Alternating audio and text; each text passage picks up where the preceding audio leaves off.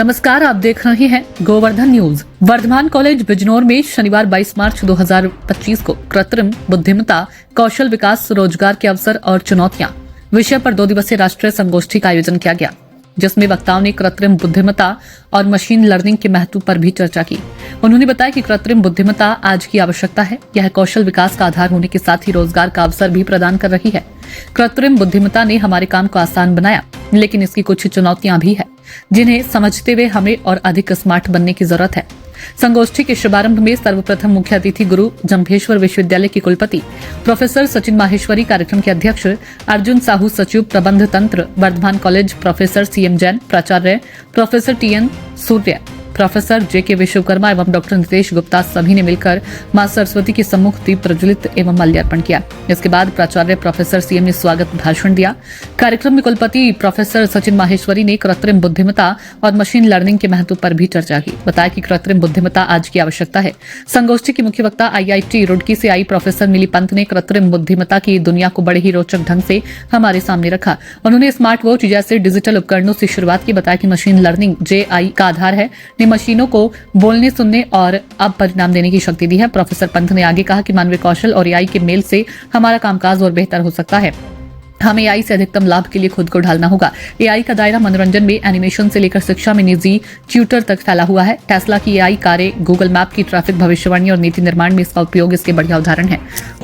हर व्यक्ति से पूछेंगे तो एक थोड़ी सी अलग डेफिनेशन हमें मिलेगी, लेकिन ये शब्द बना कैसे है? Artificial intelligence. इसमें इंपॉर्टेंट क्या है? इंटेलिजेंस, यानी कि समझ।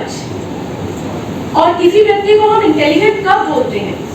हम कब कहते हैं हाँ फलाना आदमी ना बहुत इंटेलिजेंट है। हो सकता है हम बोले कि उसके मार्क्स बहुत अच्छे आते हैं, वो बहुत इंटेलिजेंट है, पर मार्क्स उसके अच्छे क्यों आए?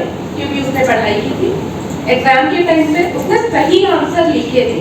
अब ये जो सही आंसर शब्द है ना, ये सबसे इंपॉर्टेंट है। सही आंसर मतलब उसने सही डिसीजन लिया।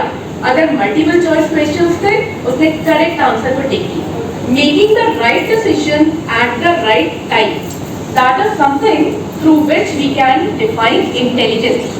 हम लोग समझदारी को ऐसे डिफाइन कर सकते हैं।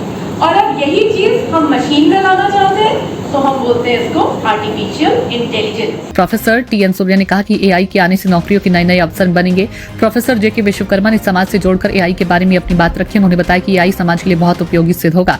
कार्यक्रम की अध्यक्षता कर रहे अर्जुन साहू ने अपने संबोधन में कहा कि AI इंसानों द्वारा बनाया गया है, इसलिए रचयिता को उसकी रचना कभी नहीं हटा सकती। सत्र के अंत में डॉक्टर नितेश गुप्ता ने सभी का धन्यवाद ज्ञापित किया। कार्यक्रम का सफल संचालन डॉक्टर रेशु शर्मा ने किया। राष्ट्रीय संगोष्ठी के दूसरे सत्र का आरंभ अमन साहू की वार्ता से हुआ। उन्होंने AI का प्रयोग उच्च शिक्षा के लिए बहुत ही फलदायी बताया। इसी क्रम में दिल्ली विश्वविद्यालय के करौडी मल कॉलेज के प्रोफेसर BK सूर्या ने भी AI पर अपना व्याख्यान दिया। उन्होंने कहा कि AI आने वाले समय की आवश्यकता है, लेकिन हमें AI से भी स्मार्ट बनना है। राष्ट्रीय संगोष्ठी में लगभग 200 रजिस्ट्रेशन हुए और देश विभिन्न राज्यों से आए प्रोफेसरों ने सहभागिता की।